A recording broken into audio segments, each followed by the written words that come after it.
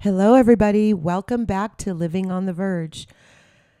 Today marks 1 full year of this little corner of the internet, which is wild to say out loud. It means that I've been talking into a microphone in my house for 12 straight months, voluntarily. I sat down today with absolutely no idea what I was going to record. And for a minute, I thought to myself, well, Virginia, that's not very professional. And then I thought, actually, that's probably the most on-brand thing I could possibly say. Because if this year has taught me anything, it's that showing up matters more than having the perfect thing to say. When I started this podcast, I thought I was just going to talk about reality TV and maybe have a little bit of fun. And I have. But somewhere along the way, it became something else too. It became a place where I come to process real life. The fun parts, the messy parts, and what they're trying to teach me. And so today, instead of making this big and dramatic, I just want to talk about what this year actually looked like. So let's jump right on in and talk about it. What I thought starting the podcast would be and what it ended up being are two very different things. My initial idea was to do reality TV recaps. All know that I'm a very big Real Housewives fan. And I also like a lot of the TLC shows like the 90 Days. And I'm just kind of a reality TV junkie, if I'm being completely and totally honest. So I thought, wow, I'm watching all of these shows. I might as well, record and report and see what comes of it. But I knew I wanted more because I love food. I love cooking it, eating it. Just all aspects. And so I wanted food to be a part of it. And I knew that as we had entered this stage in our lives, we wanted to travel. So I thought, perfect. Reality TV, food and travel and pop culture. I realized, like anybody else, that a lot of podcasts hit the ground running after certain big scandals and then just rocketed into the stratosphere because they just happened to be in the right place at the right time. And I don't think I had the notion of being, the next huge podcast, but I just felt like I have something to say and I have some time. And so why not try it? And the funny thing is that it has actually become something a little different. Over the course of the year, the podcast has become a space for people who want to expand and grow and change. People who want to maybe, just listen to a different way to do something, or who really just want to follow along as someone is just authentically living their life. And of course, there are the sprinkles of reality TV peppered in, and I still talk about my food and my travels, and there will be a lot more of that coming. And we have also expanded into, the winery zeitgeist, which has been really a great time for me. And I've gotten really good positive feedback on it too. So it's very interesting that where I started and where I am now are not necessarily in the very same place. And one of the things that surprised me was the fact that the people that I thought would support the podcast haven't always. The people that I thought would listen consistently. And, sometimes as a podcaster, you're a little worried about, well, I don't want to say this and hurt so-and-so's feelings. And then I come to find out so-and-so is not listening. So I could have been my true and authentic self. And that is kind of what began to change how I showed up in this space. for me, the people who have supported me through this venture have been just as equally surprising as those who didn't quite show up the way I thought they would. And I love that those who are supporting me know that I show up here to live life with purpose and with my eyes wide open. And that has just been a gift that I did not expect when I started to do this. And so when I was thinking about what to talk about, I thought, well, you're a thinker and you overthink all the time.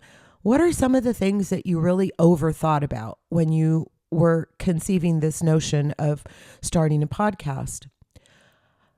Well, I cannot tell you how much time was spent trying to develop a logo. I went through one or two iterations of a logo before what you guys even got to see. And then a friend of mine helped me with the assistance of, I'm sure AI, come up with a really fantastic, fun logo that I really loved. It's, in my color theme. It was fun. It popped off the page. And then as the podcast started to evolve, I realized that the logo perhaps wasn't reflective of the mood of the podcast. Our podcast had grown up a little, had become a little quieter in that we weren't just spewing reality TV recaps. So I wanted something a little quieter, and I set out to find something that would hopefully represent where I was, which was wide open spaces ahead of me, visits to beautiful places, but still keeping an eye on pop culture and a slight nod to wine countries everywhere.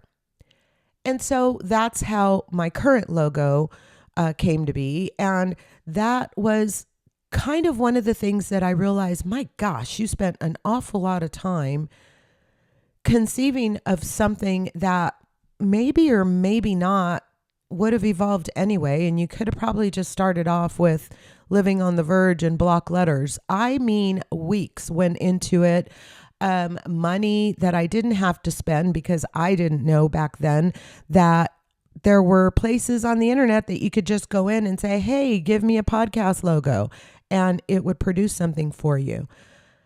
Well, all's well that ends well, at least with regards to logos, because I'm happy with the current iteration. And I'm sure that I am not the first person in this space to have evolved. I remember when I first started off listening to my friend Sarah Fraser talk about her different iterations of her podcast over the years.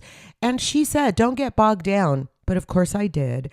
She said, as things change, those that follow you will come right along with you, and you don't really need to get bogged down on details. Well, I knew that I could trust her because she was a successful long-term podcaster, but for some reason, I decided that I was going to overthink the logos anyway, and well, she was right. But that was just one of the things that I overthought. I spent so much time worrying about my intro and whether it would compel people to stay for the episode, about the music and whether it was representative of what I was trying to get across to people, about the outros, about show titles, summaries. When I listen back to some of the very, very first episodes, they are so overly edited because I had no idea that you, the audience, just wanted to hear me going about my day rather than a perfect scripted episode. I didn't know. And so anytime there was a fumble of words or one too many I would edit it out. And it ended up not just being a really big job that I had not bargained for, but also not coming across sounding as organic as I wanted it to. And at times it sounded like I was reading from a script. So those were some of the things that I overthought that I really didn't need to. And one of the other things that I really, really spent an inordinate amount of time chasing was podcast guests. In the beginning, I thought the most important thing I need to do is get a big guest on here. I had connections to some reality TV stars because I had met them personally. And I thought I'll just reach out to them and see if they'll come on the podcast. That'll give me what I need to catapult into the mainstream and become one of the well-recognized podcasts. And then I'll be on easy street. Well, there's a couple of things wrong with that. First and foremost, people who are your friends don't necessarily want to be, well, let me rephrase that. People who are your friends but have a presence in the reality TV world don't necessarily want to come on and talk about it on your podcast. And in some cases, contractually, they're not available to do so. They're not able to. They're not supposed to. So, oops, that was one thing I didn't consider. One of the other things I didn't consider is the fact that I would be having to ask these people who I considered friends some really tough questions that may or may not impact, whatever level of friendship we were working on. So that was something else I didn't think about. And one of the other things that surprised me is how many people will commit in the moment and say, yes, I'll come on your podcast. I would come home. I would do the research. I would do the background on them. I'd come up with the list of fantastic questions. And then they would say, no, I can't do it after all. Or I need to reschedule. And 1 month would turn into 6 months. So what I realized is that having a podcast that is centered around the guests is much, much harder and not necessarily sustainable, because after a while you are dependent upon said guests for your success. When at the end of the day, if you wanted to hear what, let's say, Emily Simpson had to say, well, guess what? She has her own podcast. You'd probably be listening to her, not to Living on the Verge. So one day, a light bulb moment, I thought, you know what? Those who are tuning into you are tuning in because they want to hear your spin on things. And if you have a guest, fine, fantastic. They want to tune in to listen to what you want to know from this guest. But they're tuning into your podcast to listen to you, not to listen to you talk to insert whoever I was trying to get on the podcast. So once I let go of that pressure to get a huge guest on the podcast, my job became so much more enjoyable and so much easier. I cannot tell you what a shift in mindset that was for me, and how amazing I felt when I realized, okay, you don't need to keep overthinking this, and you don't need to spend 2 days a week chasing and asking guests to come on your show, because those who want to come on are going to come on, and they have. And there are guests that will come on in the future, but it is because they want to be here and because it's relevant to what we're doing, not because I am depending upon that for my success. That was a big one for me. And so then it led me to start thinking, well, what other things did you kind of learn about yourself in this process? One of the biggest things I learned is that I am consistent. I am dependable, and I have some good insight on some things. But one of the surprising takeaways was that I am still very much in my learning, growing, changing stage of life. And one would think at my age that would be past, that would be behind me. And, I think about like my parents and me trying to tell them to listen to a new song when I was in my early 20s, or, hey, watch this show. And them just saying things like, oh, I'm too old to change, or I already have my habits. This is the way I am. And I always thought that that's what midlife just naturally brought to us. But the truth of the matter is, God allows us to grow and change and learn and evolve our entire lives. And that was a big, beautiful aha moment for me because it means that the possibilities are endless. So I started thinking about all the different venues and areas and places that I've recorded over the last year. One of the most notable places was recovering from surgery in my bed, trying to make sure that you guys did not know that I was recovering from surgery in my bed. When I listen back to those episodes, it's quite obvious to me, but I think I pulled it off. And if you don't think so, then I challenge you to tell me what episodes you think I recorded from bed. DM me. I'll send you a hat if you're right. Anyway, so that was one of the places. One of the other things that I did consistently was recording in the car on the fly.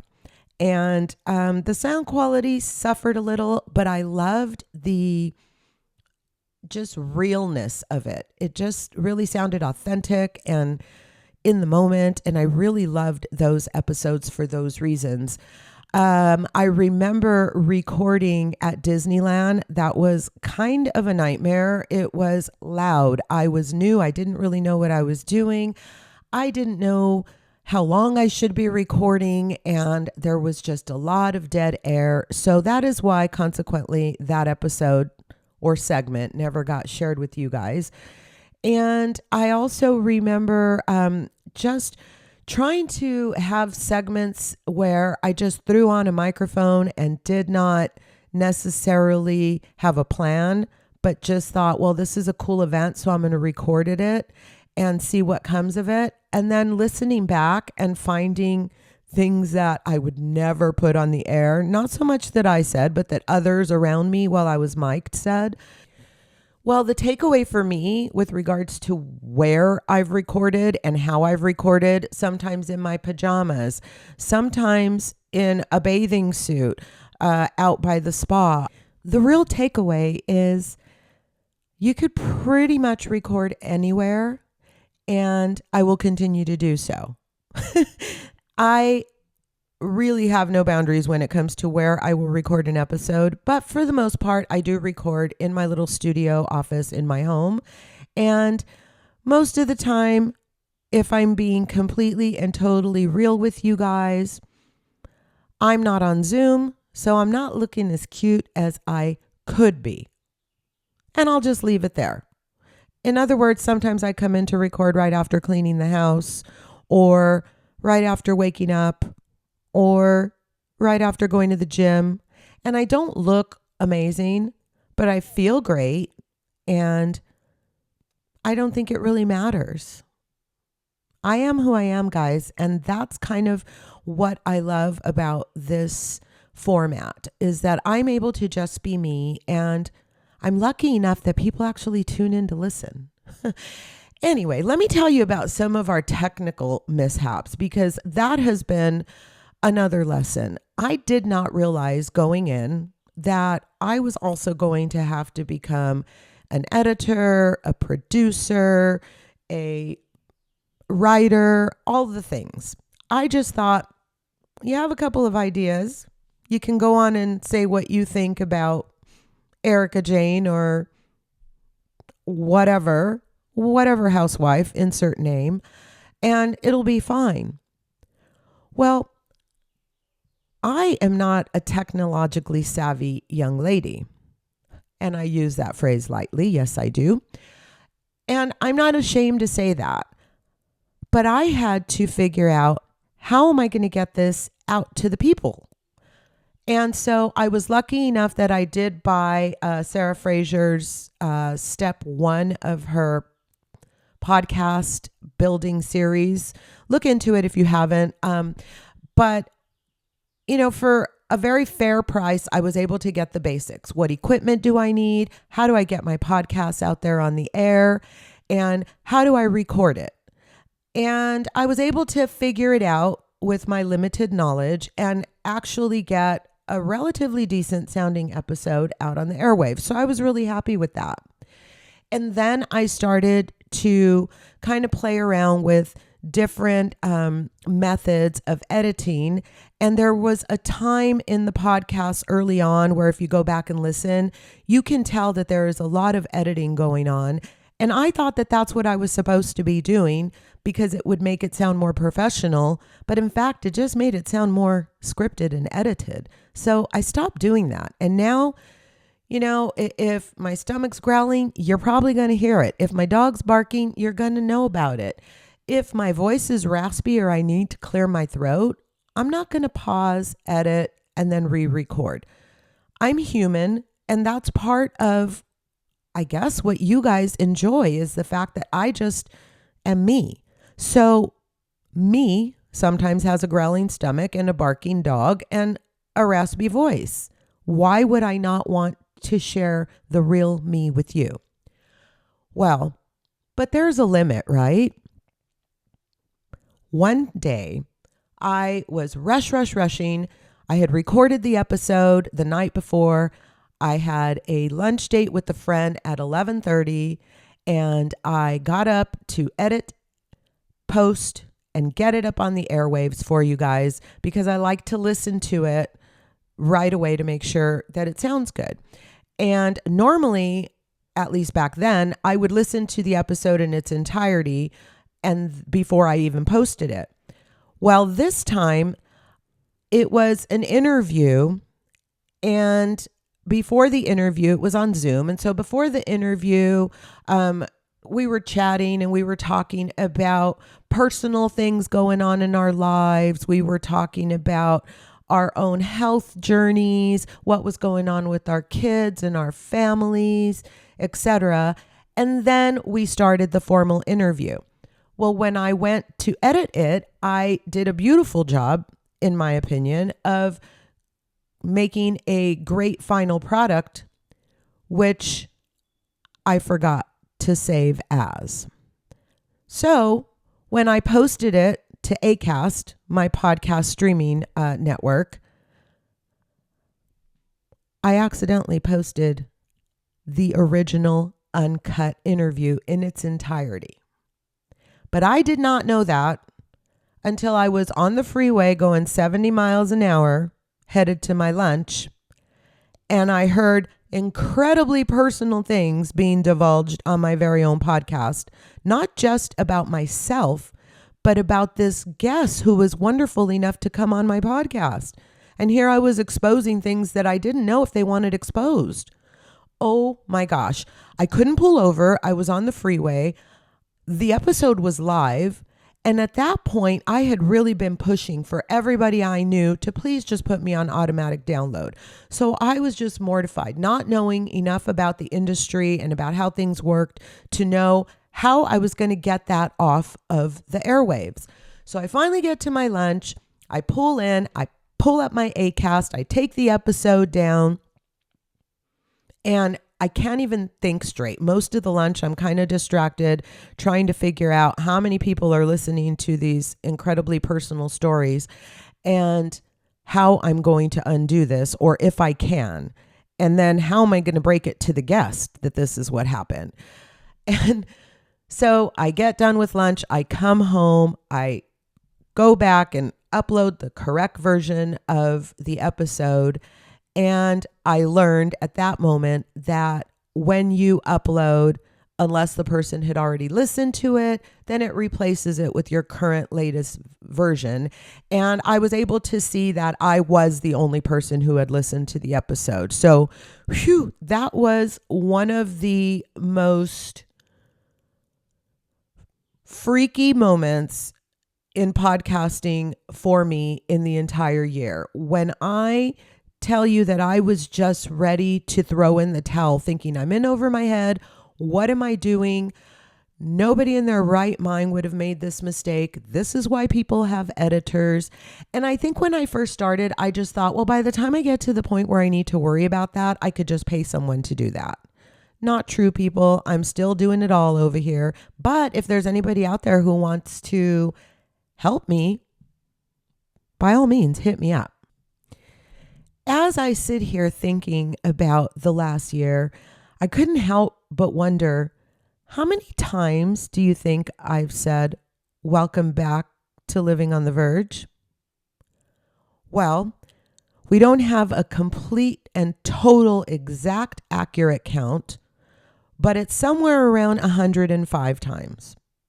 And that strikes me in a certain way because it means that over 100 times I've been able to welcome you into my life and you've tuned in to listen.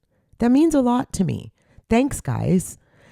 And I'll never forget about one of the episodes that I was just so nervous to post. It was very recently, but it's going to stick with me for a long time. And the reason was because once upon a time I was talking to a friend and I said, listen, I just need you to be honest. I know you listen to the podcast and I also know that you have told me that you enjoy it, but really rip off the Band-Aid and tell me what I could do better. And this person said to me, I know you and I know that you're holding back and that there are things that you're stopping just short of saying when it comes to certain things. And they were right because these were things that they actually knew the rest of the story to. And I think I was just trying to be courteous to those in my world that may or may not want my business, therefore their business, out there. But it really kind of stuck with me and it made me think, if you're not going to be completely raw and real, why are you even bothering? I want to be really clear here. I have always been honest with you guys. I will always be honest with you guys, but I don't always tell you everything. And if there's a podcaster out there who says that they do, then they're lying to you. But I realized that I wanted to be more authentic and I wanted to push myself to that point of, gosh, I might say something that somebody else might have a problem with or an issue with. And that's just going to have to be okay. I'm going to have to cross that bridge when I get to it because this is something that I want to talk about. And one of the most nerve-wracking moments for me was when I posted the most recent episode that I did on friendship. And the reason for it was because I talked about friendship in many different formats and different forms in my life, including friendships and relationships that have not necessarily gone well. And, you know, there were friendships with family, friendships with my spouse, relationships with friends, children. It took a pause for me to say, I'm going to say this because it needs to be said and I want to express this to my listeners. And if there's an issue, then we'll address that when we get there. Well, thankfully, I have not gotten any feedback. So either the people that would or could be offended aren't listening, or they weren't offended. But regardless, I feel better because I have ripped off the Band-Aid. And if I have something to say, I'm going to say it. And of course, I'm going to continue to show respect to those that I love and not expose things that are not mine to expose. But I'm not going to run cold. I am not going to hold back. I am not going to stop short of the sentence that may or may not hurt somebody else's feelings. Because if it's real in my world, then it's my reality. And what this whole show is about is observing life through my lens, following along as I am observing my life in real time. And you need to be real to be able to do that. So, getting back to guests, I remember that there was one episode that I really just thought, this is the one. This is the one that's going to send me right through the roof. I am going to be viral. I am going to be a household name. And the funny thing is, when I think about that now, that's not necessarily what I want anymore. So why I thought that being a household name equaled success, I don't know. But my opinion on that has since changed, in case you were wondering. Anyway, I remember thinking this episode was going to be the one that just sent me over the top. And I was so disappointed because, in as much as this person has tons of listeners and a huge following and is a household name and was a presence or is and continues to be a presence in the reality TV space as far as podcasting and has a huge Instagram and, online presence, in reality, and for me, the show did not perform very well. Now, when I listened to the show, I don't understand why, because I thought it was a show full of good content, cool spins on things, and even some, fun humor and some kind of juicy details. But for whatever reason, it did not do very well. And this is what continues to surprise me, because there was one episode that just really performed very well, and it gave me the answer I needed. The episode that did incredibly well was the episode that I published right at the beginning of 2026. I think it was episode 87, and it was an episode titled "What 2025 Clarified for Me." And I think that the reason it performed so well was because I was just real and honest, and I did not try to make it a huge year-end episode or a big New Year resolution episode. I was just really being honest about the clarity that I had acquired in 2025. And the episode performed so well that it made me realize this is probably the lane you need to be in. This feels comfortable to talk about. It feels good, and people are responding. So that was one of the ones that really, really surprised me. And I also realized at that point that people don't necessarily want perfection. They want honesty. And you know what else? I'm going to be honest with you right now. I don't always feel like recording. Sometimes I don't want to. Sometimes I'd rather watch a movie or go hang out with my grandkids or go have lunch with a friend. But it's okay. That's normal. And the other thing that really just struck me is that consistency is always going to be better than intensity. I think I've said that once before with regards to exercise, but it stands true with this podcast as well. I have been consistent, but I'm not always looking for a internet breaking podcast moment. I just want to be consistent. I want to be the voice that you're able to tune into and listen to and relate with and communicate with. You're always invited to share feedback, to DM me, to email me if you have an idea that you want to maybe talk about on the podcast. And so the fact that I always had to be intense is not what has sustained me. In fact, when I first started, I remember thinking all I need is to get through the first 9 episodes and then I'm going to be home free, because some ridiculous statistic like 90+% of podcasters don't make it past episode number 8. And damn it if I wasn't going to beat that statistic. And here we are, 101 episodes in and a year later.